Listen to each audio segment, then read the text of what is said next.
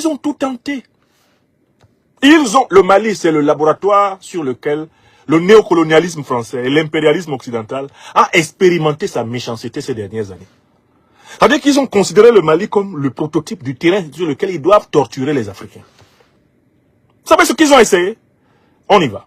Ils ont essayé d'opposer les musulmans aux chrétiens, de provoquer une guerre religieuse au Mali. Les chrétiens et les musulmans maliens les ont dribblés. Ça a foiré, ça a loupé. Ils avaient même à un moment donné un imam stipendié qui jouait le tartampion à Bamako, au point qu'on l'a appelé Neymar de Badalabougou.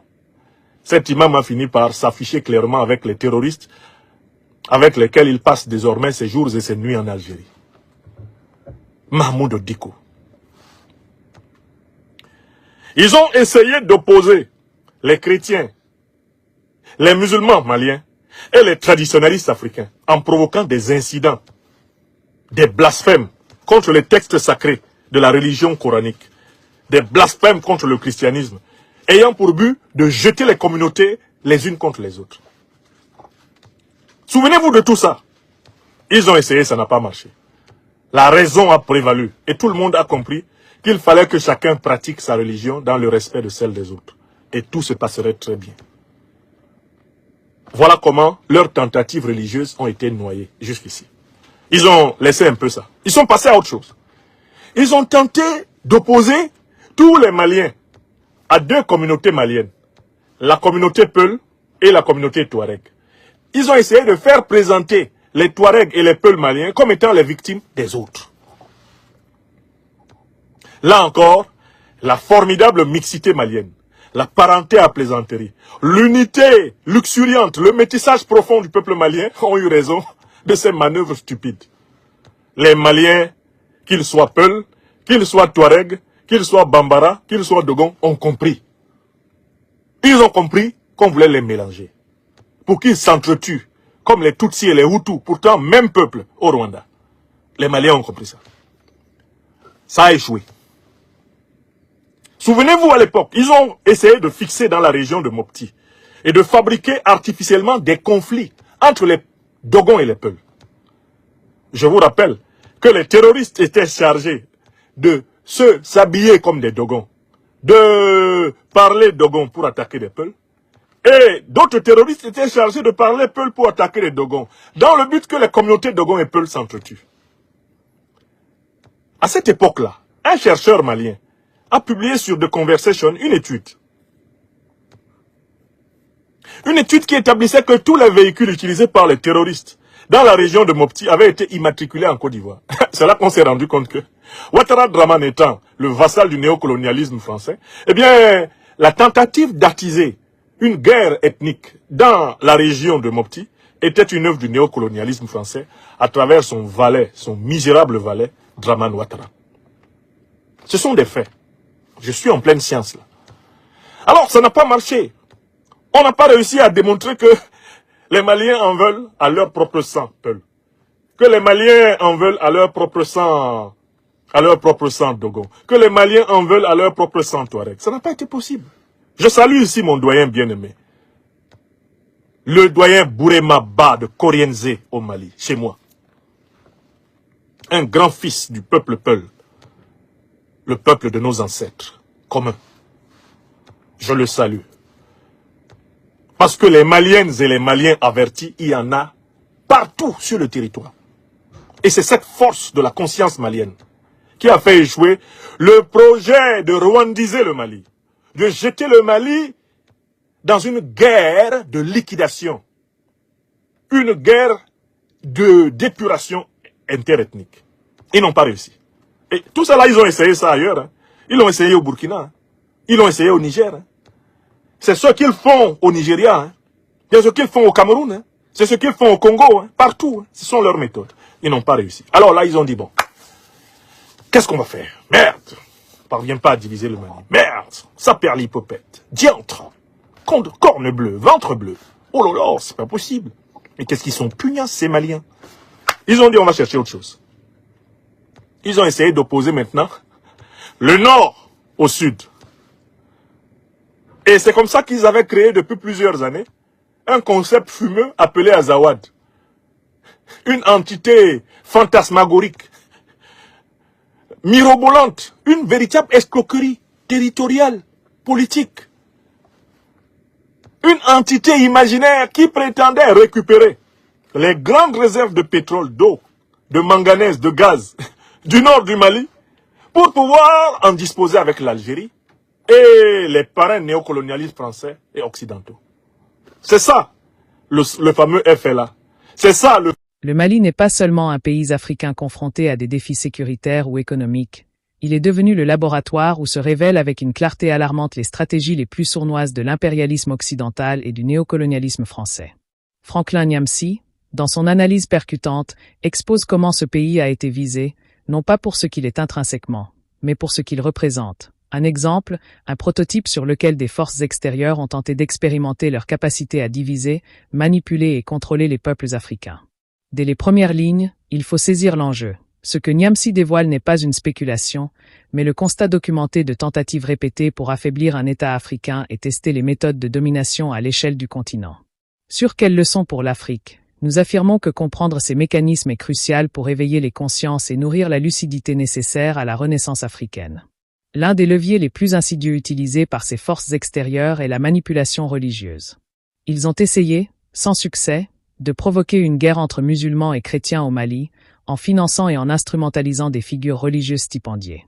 Nyamsi raconte l'histoire de cet imam surnommé le Neymar de Badalabougou, destiné à jouer un rôle de division dans la capitale, mais dont les manœuvres ont été révélées et neutralisées par la vigilance populaire. La leçon est claire, la diversité religieuse africaine, loin d'être une faiblesse, constitue une force quand elle repose sur la tolérance, le respect et la conscience collective. Quelle leçon pour l'Afrique rappelle que chaque conflit religieux artificiel est une tentative de briser l'unité des peuples et qu'il revient aux citoyens, à travers la vigilance et l'éducation, de maintenir la cohésion et la paix entre communautés. Mais la division ne s'arrête pas aux religions. Les forces impérialistes ont cherché à créer des tensions ethniques et territoriales. Peuls, Touaregs, Dogons et Bambara ont été ciblés dans des manœuvres visant à inventer des conflits internes, à la manière de ce que l'on a pu observer au Rwanda avec les Tutsis et les Hutus. Nyamsi explique que ces tentatives de rwandisation ont été déjouées par la formidable mixité sociale et culturelle du peuple malien, par cette capacité ancestrale à vivre ensemble malgré les différences, à créer des liens de parenté et de solidarité qui transcendent les divisions artificielles. La leçon est double, l'Afrique doit protéger et valoriser ses traditions de coexistence, et elle doit également rester lucide face aux stratégies qui visent à exploiter les identités pour générer le chaos. Chaque citoyen doit comprendre que sa responsabilité individuelle contribue directement à la stabilité collective. L'ingérence ne se limite pas à la manipulation sociale ou religieuse, elle se déploie aussi par le contrôle économique et la création d'entités artificielles.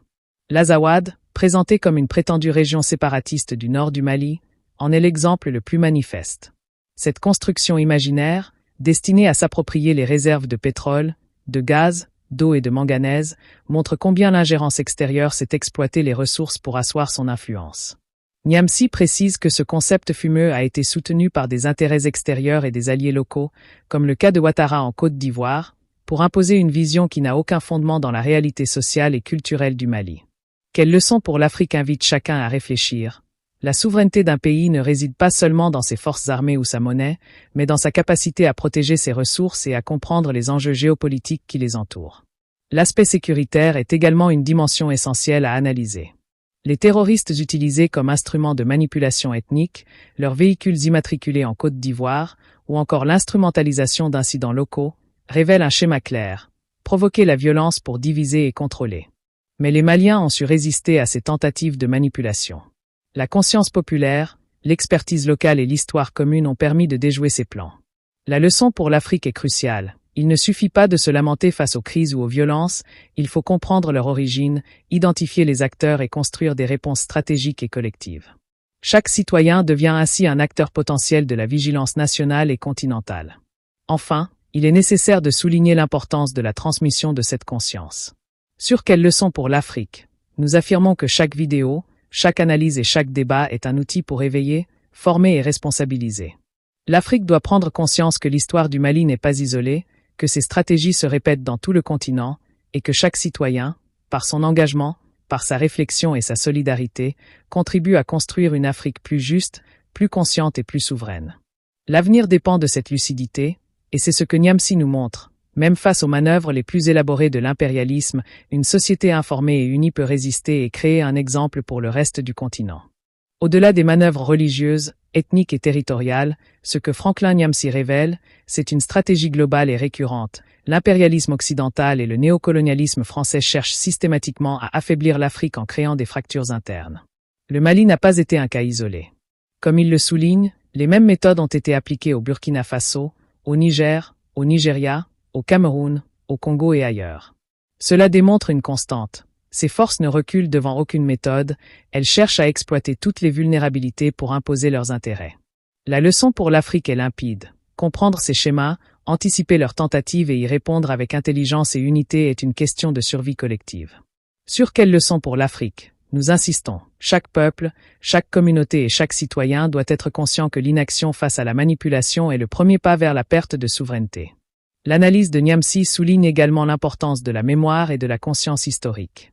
Les Maliens ont su déjouer les plans de division en s'appuyant sur leur histoire, sur leur structure sociale et sur la force des liens intercommunautaires. Les Dogons, les Peuls, les Bambara, les Touaregs, tous ont refusé de se laisser instrumentaliser. La parenté à plaisanterie, les alliances traditionnelles, les cérémonies et les pratiques collectives ont servi de bouclier contre les tentatives de rwandisation et de manipulation extérieure. Cela montre que la véritable force de l'Afrique réside dans la profondeur de sa culture et dans la transmission de ses valeurs. Chaque communauté, chaque famille et chaque individu est un acteur potentiel de cette protection culturelle. La leçon pour l'Afrique est que l'éducation, non seulement scolaire mais aussi civique et culturelle, est essentielle pour prévenir les fractures et renforcer la résilience. Mais il ne s'agit pas uniquement de résistance passive. Niamsi met en évidence les manœuvres économiques et politiques qui accompagnent ces tentatives de division. L'Azawad, concept fantasmagorique et territorialement imaginaire, n'est pas une simple invention. Elle symbolise le contrôle des ressources et l'ingérence indirecte. Le nord du Mali, riche en pétrole, gaz, manganèse et eau, est une cible stratégique. L'impérialisme cherche à créer des entités artificielles pour s'approprier ces richesses, en manipulant des acteurs locaux et en s'appuyant sur des alliances extérieures. Cette dimension montre combien la souveraineté économique est étroitement liée à la cohésion sociale et à la vigilance politique. Quelle leçon pour l'Afrique rappelle que chaque citoyen africain, en s'informant et en comprenant ses enjeux, participe à la défense de son pays et de son continent. L'indépendance réelle ne se limite pas aux frontières. Elle se construit par le contrôle des ressources, par la maîtrise des décisions stratégiques et par la solidarité des peuples. Le rôle de la conscience collective apparaît ici comme central. Niamsi décrit avec force comment la société malienne, malgré les pressions, a refusé la violence intercommunautaire. Les tentatives de provoquer des affrontements entre Dogons et Peuls, ou entre autres communautés, ont échoué. Les Maliens ont compris que leur force réside dans la coexistence et dans la capacité à créer des ponts plutôt que des murs. Cela nous apprend que la véritable souveraineté est indissociable de la responsabilité citoyenne. Sur quelle leçon pour l'Afrique ? Chaque analyse souligne que l'Afrique doit former des citoyens conscients, capables de lire le monde et de réagir face aux manipulations, non par la haine mais par l'intelligence, l'unité et la solidarité. La vigilance citoyenne devient alors un pilier de la résilience nationale et continentale. Le terrorisme, instrumentalisé pour créer des tensions, révèle également une vérité importante. Les conflits artificiels sont souvent financés et soutenus par des intérêts extérieurs. Les véhicules immatriculés en Côte d'Ivoire, les alliances stratégiques et les financements indirects montrent que ces crises ne sont jamais isolées. Chaque attaque locale s'inscrit dans un plan plus large, destiné à affaiblir le Mali et à tester la réaction des sociétés africaines. La leçon pour l'Afrique est que la sécurité ne peut être envisagée uniquement sur le plan militaire, elle implique la compréhension stratégique, la vigilance politique et l'unité sociale. Chaque citoyen doit percevoir son rôle, car chaque acte individuel de lucidité et de solidarité contribue à la stabilité collective. Cette analyse démontre également que la montée en conscience est un levier puissant. Niamsi salue le rôle des intellectuels, des chercheurs et des acteurs de terrain qui ont documenté ces tentatives de manipulation. Leur travail permet de révéler la réalité derrière les crises et de montrer que la résilience n'est pas le fruit du hasard mais le résultat de l'action consciente et éclairée. Sur quelle leçon pour l'Afrique ? Nous insistons sur ce point. Chaque spectateur, chaque citoyen africain, peut devenir un relais de vérité et un acteur de la transformation du continent.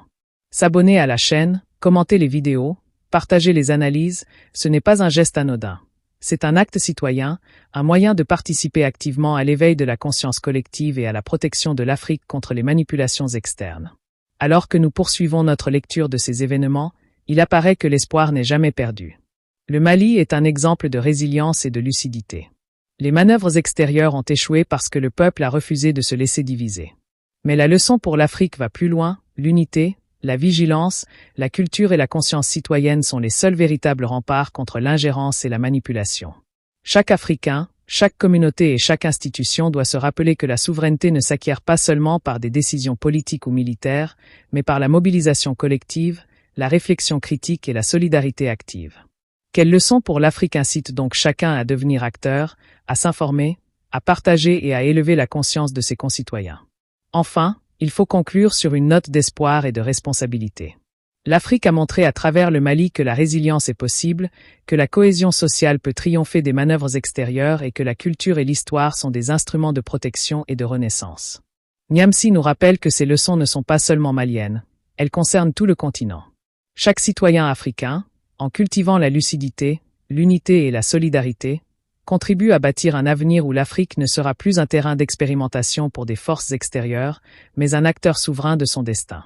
L'espoir réside dans la conscience collective, dans la vigilance et dans l'engagement citoyen.